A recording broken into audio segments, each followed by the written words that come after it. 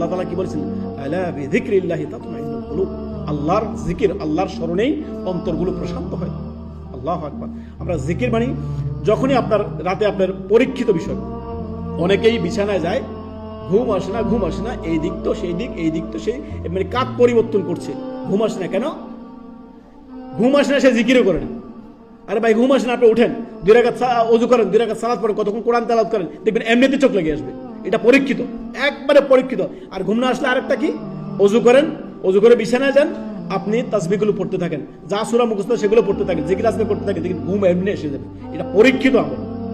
কেননা যখন আপনি আল্লাহর স্মরণ করবেন তখন অন্তর প্রশান্ত হবে, অন্তর প্রশান্ত হলে শরীর এমনিতেই ঘুম এসে যাবে। সহজ কথা, একবারে সহজ কথা।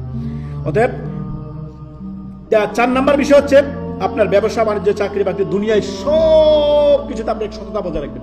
সততা, আমানত, মিথ্যা খেয়ানত, সর্ব অবস্থা আপনি একজন সৎ চরিত্রবান হবেন, হুসনুল খুলক, উত্তম চরিত্রবান হবেন। কথা বলার ক্ষেত্রে, সম্বোধন করার ক্ষেত্রে উত্তম ভাষা প্রয়োগ করবেন। অতএব আপনি আপনার চাকরি বাকরি, হাটে ঘাটে মাঠে যেখানে যান না কেন, আপনি একজন আদবওয়ালা মানুষ হবেন, অত্যন্ত উত্তম।